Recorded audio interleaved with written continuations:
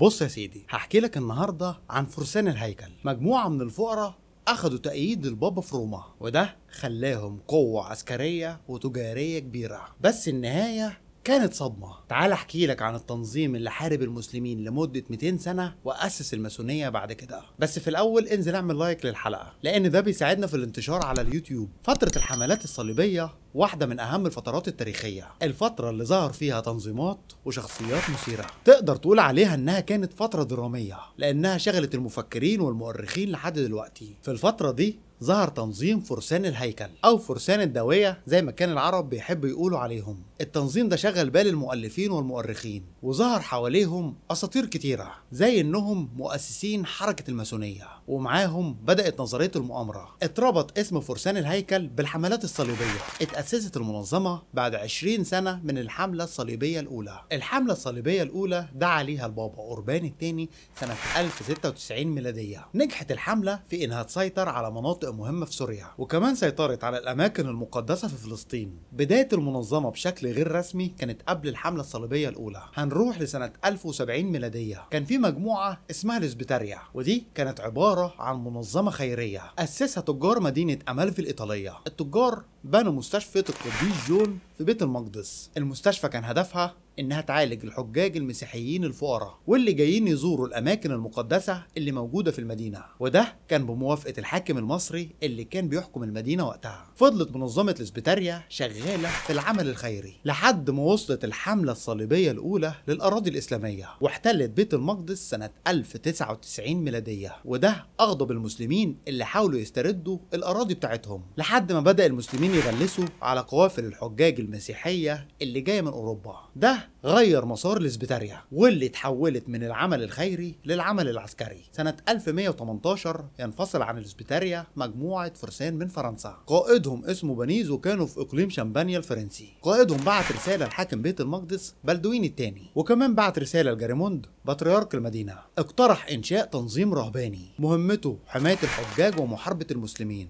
الاثنين وافقوا على الطلب ده. بلدوين جهز مقر للمنظمة في قصره الملكي، واللي كان موجود في المسجد الأقصى على جبل الهيكل، وده إشارة للاعتقاد اللي بيقول إن هيكل سليمان موجود مكان المسجد الأقصى. المنظمة سمت نفسها فرسان الهيكل أو الجنود الفقراء للمسيح والهيكل، وده علشان كانوا فقراء وخرجوا لمهمة اعتبروها مهمة مقدسة. ويعدي 10 سنين على تأسيس المنظمة. سنة 1129 يعترف البابا هنوريوس الثاني بتنظيم فرسان الهيكل، ودي كانت نقطة تحول ضخمة في مسارهم التاريخي، لأنهم بقوا فرسان المسيحية بصفة رسمية من البابا، وخدوا الإذن إنهم يلبسوا ملابس الرهبنة، وكمان أخدوا امتيازات كتيرة زي الإعفاء من الخضوع للقانون المحلي والحرية التامة في السفر في كل أنحاء أوروبا، وكمان أخدوا الإعفاء الضريبي، وده غير التمويل المادي من البابا، وكمان التبرعات المالية اللي كانوا بياخدوها. بس مفيش حد كان بياخد حاجة ببلاش كده. البابا كان معروف بذكائه، والامتيازات اللي أخدها فرسان الهيكل كان معاها شروط كبيرة، وأهم الشروط دي كان الولاء التام للبابا، هو رئيسهم المباشر، وما ياخدوش أوامر من أي حد تاني. وطبعا طالما لبسوا لبس الرهبان يبقى تنطبق عليهم شروط الرهبنة. اللي هينضم لفرسان الهيكل يبقى ممنوع عنه الجواز بشكل نهائي، وكمان حروبهم العسكرية تبقى ضد المسلمين، ما ينفعش يدخلوا أي حرب مع دولة مسيحية ضد دولة مسيحية أخرى، وكمان مهمتهم الدفاع عن الأراضي المقدسة. وحصل إن فرسان الهيكل اتمركزوا في الأراضي الإسلامية وقتلوا كتير من المسلمين سواء مدنيين أو عساكر، وكانت كتيبة فرسان الهيكل هي الأقوى في الجيوش الصليبية، وده علشان التدريبات القاسية اللي كانوا بيتدربوا عليها. والغريب إن فرسان الهيكل في الجيوش الصليبية كان عددهم قليل قوي، كان بيوصل عددهم ل 500 فارس في الجيوش الصليبية، لكنهم قدروا يحققوا انتصارات ضد الجيوش الإسلامية، وتقدر تقول عليهم إنهم القوات الخاصة أو قوات النخبة في الوقت ده. سنة 1147 تشارك المنظمة في معركة إفسوس، واللي كانت أول معركة ليهم ضد الجيش الإسلامي، المعركة اللي كانت بين السلاجقة والحملة الصليبية الثانية. ومع الحملات الصليبية الثانية والثالثة كان ليهم صولات وجولات كتيرة،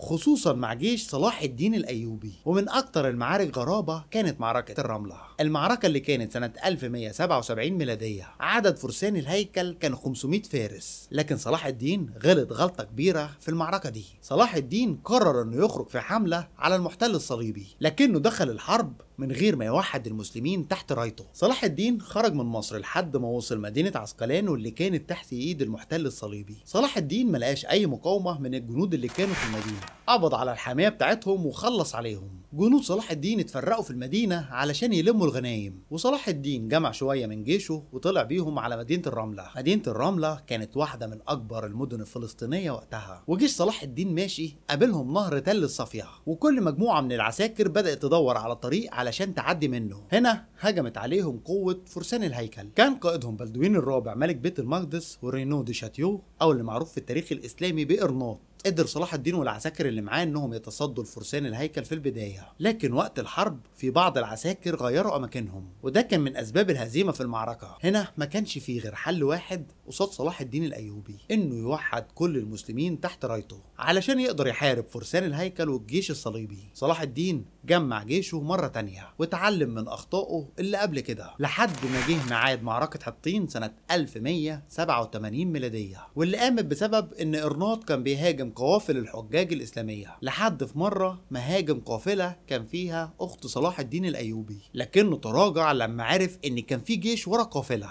إرناط رفض إنه يسمع كلام القادة بتوعه، واللي طلبوا منه إنه يقعد للتفاوض مع صلاح الدين الأيوبي. هنا صلاح الدين يهاجم الجيوش الصليبية، وفي منطقة حطين يهزمهم شر هزيمة، وقدر يسترجع منهم بيت المقدس مرة تانية. ودي كان بداية النهاية لفرسان الهيكل في الأراضي الإسلامية. صحيح إن فرسان الهيكل اتكسروا في معركة حطين، لكنهم كان ليهم دور كبير في حصار عكا، واللي كان تحت قيادة الملك الإنجليزي ريتشارد قلب الأسد. الحصار اللي استمر من سنة 1189 لحد سنة 1191 ميلادية، لحد ما قدر ريتشارد وفرسان الهيكل يسيطروا على عكا ويكملوا رحلتهم للقدس علشان يسترجعوها، لكنهم ما قدروش ياخدوا المدينة من صلاح الدين الأيوبي. ونيجي لآخر مشهد في القصة، خسارة فرسان الهيكل والحملات الصليبية لعكا سنة 1291 ميلادية، يعني بعد 100 سنة من السيطرة على المدينة. عكا كانت آخر مدينة باقية للجيش الصليبي في الأراضي الإسلامية. سبب الحرب كان في تجار مسلمين ومصريين في المدينة، وعكا كانت مركز تجاري بيربط بين الأراضي الإسلامية وأوروبا، لكن الحامية الصليبية اللي على المدينة عملت مذبحة للتجار المسلمين. الخبر يوصل للقاهرة عاصمة الدولة المملوكية. حاكم مصر كان السلطان المملوكي المنصور قلاوون وقتها، واللي لما عرف بخبر المذبحة خد الجيش بتاعه وطلع على عكا، لكنه يموت في الطريق ويحكم مصر من بعده ابنه السلطان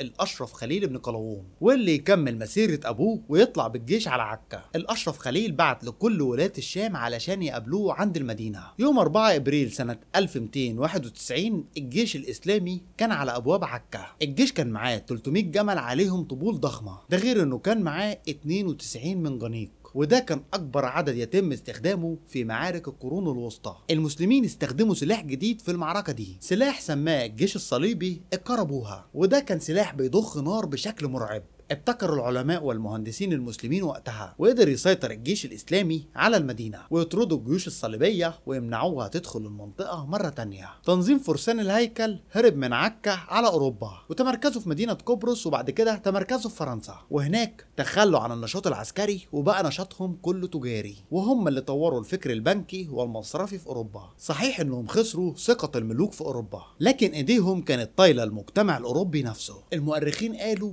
إنهم كانوا دولة جوه دولة وكنيسة داخل كنيسة، ومع السنين بقوا قوة اقتصادية كبيرة. التنظيم اللي اتأسس بحجة حماية الحجاج في الطريق بتاعهم. الطريق كان بيحتاج امداداته فلوس، وكمان كان بيحتاج حماية للفلوس دي. التنظيم ابتكر اسلوب جديد لحماية الرحلات بتاعته، عملوا خطابات اعتمادات مالية وفتحوا فروع في كل مكان في اوروبا. الحاج من دول كان بيسيب فلوسه في الفرع التابع لمدينته، وياخد وثيقة بالفلوس من الفرع ده، ورقة تثبت انه سايب وديعة مالية عند فرسان الهيكل، ويطلع الحاج من دول في الرحلة بتاعته وهو مطمن على فلوسه انه سابها في ايد امينة، ويبقى متأمن في الطريق ان مفيش حد هيسرقه، وعلى الطريق لو احتاج فلوس يقدر يسلم الوثيقة لأي فرع في اي مدينة، وكل وثيقة بيبقى عليها ارقام مشفرة وجدول في اللي دفعوا واللي استلموا. وهنا طورت منظمة فرسان الهيكل فكرة الصكوك المالية، ده غير ان المنظمة كانت بتاخد فلوس المودعين وتشغلها في مشاريع تانية، وده خلاهم اغنى من بعض الدول في الوقت ده، لدرجة ان ملوك اوروبا كانوا بيستلفوا منهم.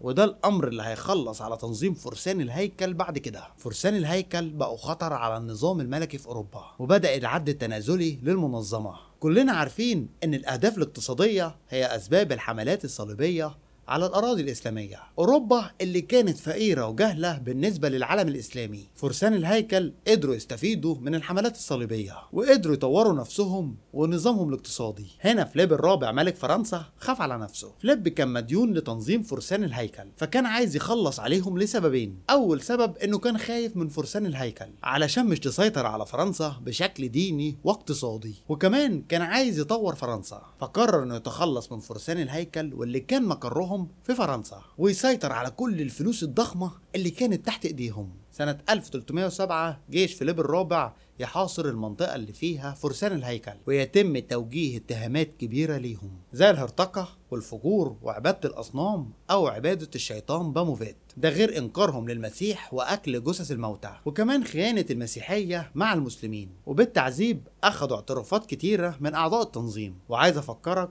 إن الفترة دي اتحول فيها أعضاء التنظيم من جنود لتجار، وما كانوش على نفس القوة اللي بدأت بيها المنظمة وقت الحروب الصليبية. المهم ان العقوبة كانت الحرقة على قيد الحياة، ودي كانت عقوبة الاعدام وقتها. فليب الرابع كان عامل خطة ما تخرش المية. البابا وقتها كان حليفه وشن بنفسه حملات على فرسان الهيكل وطلع اوامر باعتقالهم وقتلهم. ويوم 22 مارس سنة 1312 البابا يحل المنظمة، وده بموجب مرسوم ابدي لا رجعة فيه. وسنة 1314 يتم حرق قائد التنظيم والنائب بتاعه. انتهى التنظيم على ايد ملك فرنسا، لكن الاساطير اللي حواليهم لسه موجوده. ظهر بعد كده اسطوره الكنز المفقود بتاع فرسان الهيكل. بيقول مؤرخ انجليزي عن المنظمه: دخل فيليب ورجالته معبد باريس يوم الجمعه، كان كل اللي موجود في المعبد رجاله، ما كانش فيه اي كنوز او غرف تخزين، كل الفلوس والذهب اختفوا تماما، ومفيش حد لقى اي حاجه في المقرات الرئيسيه، وبكل بساطه معرفوش الفلوس دي راحت فين او اختفت ازاي. وفضلت الاسطوره عايشه وسيطرت على تفكير شعوب اوروبا. وكان شارل ديجول رئيس فرنسا من أشهر المؤمنين بالأسطورة. شارل ديجول أمر علماء الآثار في فرنسا إنهم يبحثوا عن كنز فرسان الهيكل، لكن علماء الآثار ما لقوش أي حاجة. شارل ديجول ما سمعش كلامهم، وبعد جاب الكتيبة الخامسة مهندسين من الجيش الفرنسي، واللي فضلت تدور وبرضه ما لقيتش أي حاجة. طيب إيه علاقة فرسان الهيكل بالماسونية؟ هقول لك يا سيدي، بس بعد ما تنزل تعمل لايك للحلقة. بعد المذبحة اللي عملها البابا لفرسان الهيكل، في منهم اللي هرب على اسكتلندا. كان بيحكم اسكتلندا واحد اسمه روبرت بروس، وده كان الوحيد في أوروبا الخارج على سلطة البابا. وهناك قدروا يتجمعوا مرة تانية واستمروا في النشاط التجاري بتاعهم، ولكن بشكل سري. بعد كده وصلوا لمنظمة البنائين الأحرار أو المعروفة بالماسونية. الماسونية كانت من أقوى المنظمات المدنية في بريطانيا، وبسرعة فرسان الهيكل قدروا يسيطروا عليها، وبعد كده غيروا اسمها للمحفل الماسوني العالمي. وسنة 1717 يتأسس أول محفل ماسوني عالمي في إنجلترا، وبدأوا ينشروا عقيدتهم وأفكارهم اليهودية والسحرية. وفضل فرسان المعبد ورا غطاء الماسونية يحاربوا الكنيسة في أوروبا لحد ما قامت الثورة الفرنسية، واللي كانت بداية سقوط الملكية ونهاية سيطرة الكنيسة على أوروبا. ده غير إن فرسان الهيكل لقوا أرض جديدة ينشروا فيها التفكير بتاعهم، والأرض دي كانت قارة أمريكا الشمالية، واللي كانت تحت سيطرة التاج البريطاني، ومنها ثبتوا نظامهم المالي وكبروه وطوروه، وبقت الماسونية المتحكمة في العالم كله النهاردة. وكل ده عن طريق المال والإعلام، وقدروا إن هم ينشروا أفكارهم الشاذة بكل سهولة، وده لو فرضنا إنهم موجودين لحد النهاردة. ولحد هنا خلصت حلقتنا. لو عجبتك الحلقة ما تنساش تعمل شير ولايك وسبسكرايب للقناة وتفعل جرس التنبيهات علشان يوصلك كل جديد. كان معاكم أحمد عوض، واستنوني الحلقة الجاية. سلام.